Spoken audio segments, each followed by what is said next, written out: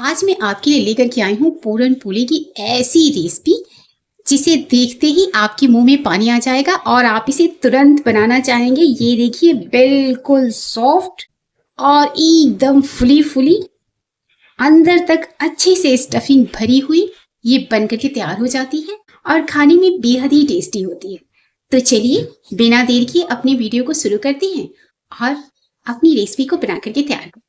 नमस्कार दोस्तों, स्वागत है आपका चपाती किचन में। आज हम बनाएंगे पूरन पोली, जिसके लिए मैंने यहाँ पर चना का दाल लिया है। ये 1 कप चना दाल है और इसको इस तरह से मैंने धुल करके पानी में भिगा दिया है। तो इसको हम आधे घंटे के लिए ऐसे ही भिगा करके छोड़ देंगे, जिससे ये अच्छे से फूल जाए। दाल अच्छे से फूल गई है, ये देखिए। इस तरह से इसे कट करने पे ये आसानी से कट जा रहा है। बस ऐसा ही इसे फुला करके तैयार करना है। और अब इसको हम कुकर में डाल करके इसमें थोड़ा सा पानी डालेंगे, 1 सीटी आने देंगे, जिससे कि वो अच्छे से उबल जाए। ये देखिए, पूरन पोली के लिए हमने जो ये चने की दाल उबलने के लिए रखी थी, ये बिल्कुल अच्छे से उबल गई है और इसमें पानी भी बिल्कुल नहीं है। ये देखिए, एकदम सूख गया है और ये बहुत ही अच्छे से उबल करके तैयार हो गया है। अभी ये काफी गर्म है। बिल्कुल ऐसा ही इसे हमें उबाल करके तैयार करना है।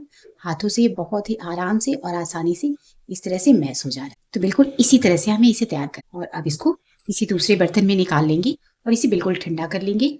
इस तरह मैंने इसे एक प्लेट में निकाल दिया है, ये देखिए। और ये भी पूरा ठंडा भी हो गया है। बिल्कुल इसी तरह से इसे ठंडा कर लेना है और अब इसे मिक्सर जार में डाल करके इसको हम पीस लेंगे। इसमें पानी का इस्तेमाल बिल्कुल नहीं करना है, इसे इसी तरह से पीस लेना है। बहुत ही अच्छे से और बहुत ही आसानी से पीस जाता है। तो अब इसे हम पीस करके तैयार कर लेते हैं।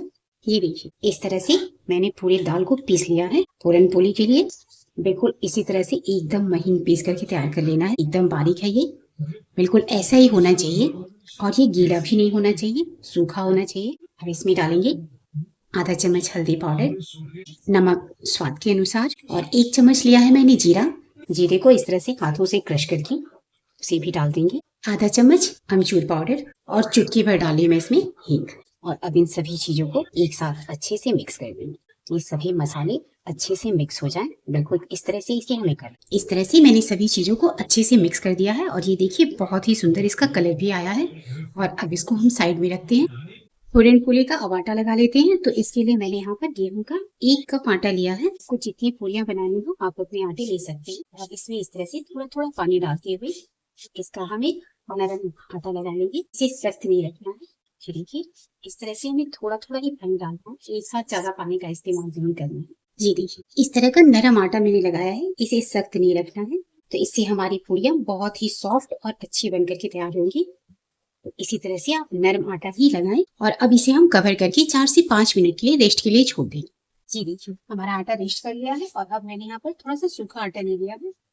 और अब देखिए, हम इस तरह से एक छोटी साइज का पेड़ा निकालेंगे और उसको हम ऐसे हाथों से थोड़ा सा सूखा आटा लगाते हुए बिल्कुल इस तरह से कर लेंगे। बिल्कुल इसकी एक कटोरी बना लेनी है। इस तरह से इसे तैयार कर लेना है। ये देखिए, बिल्कुल ऐसे ही। और जब इसमें जो हमने ये मसाले बना करके रखे हैं इसको लेंगे और इस तरह से इसे भर देना है। एक बार में जितने आ जाए आप अपने इसके अंदर इस तरह से फिल कर दें। जी बिल्कुल ऐसे ही इसे कर देना है। और फिर इसे इस तरह से चारों तरफ से गोल करते हुए बंद कर देंगे। जो भी ऊपर ये एक्स्ट्रा आटा बच जाता है इसको आप निकाल दें और इसको वापस से इस तरह से गोल कर दें, बिल्कुल हल्के हाथों से ही।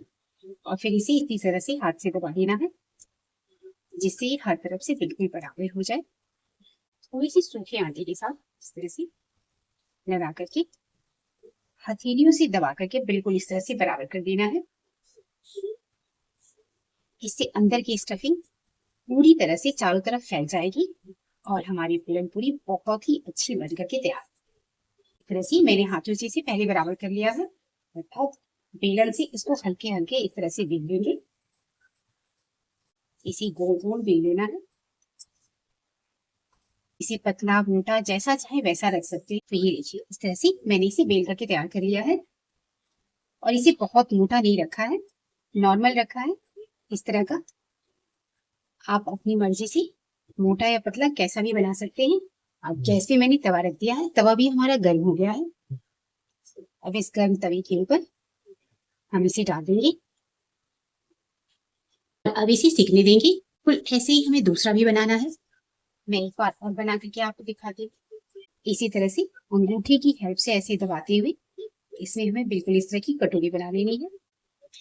जब ये इस तरह से हो जाता है तो इसमें स्टफिंग भरने में आसानी होती है। तो इसमें हम इस स्टफिंग को भर देंगे। ये देखिए, स्टफिंग जब अच्छे से भरी रहती है तो इसका टेस्ट बहुत ही अच्छा आता है। और इधर देखिए, ये भी सीख गया है, तो इसको भी हम इस तरह से पलट देंगे ताकि दूसरी तरफ से भी सीख जाए। और बिल्कुल इसी तरह से हमें इसे चारों तरफ से ऐसे घुमाते हुए इसके मुंह को बंद कर लेना है। एक्स्ट्रा आटे को निकाल देना है और इसे वापस से गोल कर लेना है। थोड़ा सा सूखा आटा लगा लेंगे। आटे को हमें नरम रखता है तो थोड़ा सूखा आटा लगाना जरूरी है।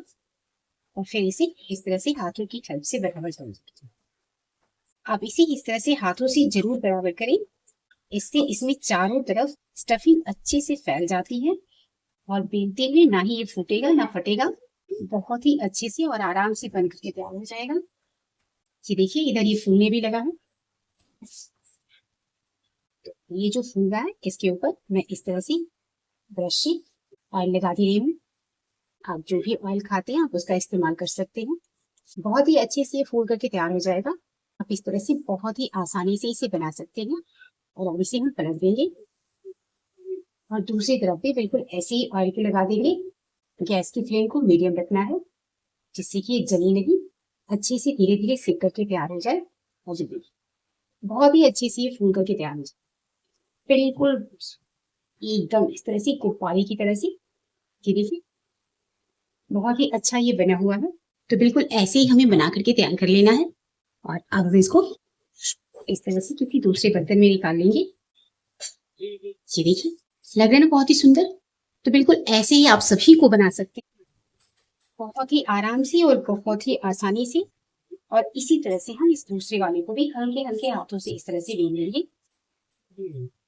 आप इस तरीके से बनाइए, आपकी एक भी पूरन पूरी ना तो फूटेगी और ना ही खराब होगी, ना फैलेगी ना बिखरेगी और सब की सब बहुत ही अच्छे से बनकर के तैयार होंगी। अभी दूसरे वाले को भी हम इसी पर ऐसे ही फैला देंगे और इसको भी बिल्कुल इसी तरह से सेक करके तैयार कर लेंगे। है ना बनाना बहुत ही आसान।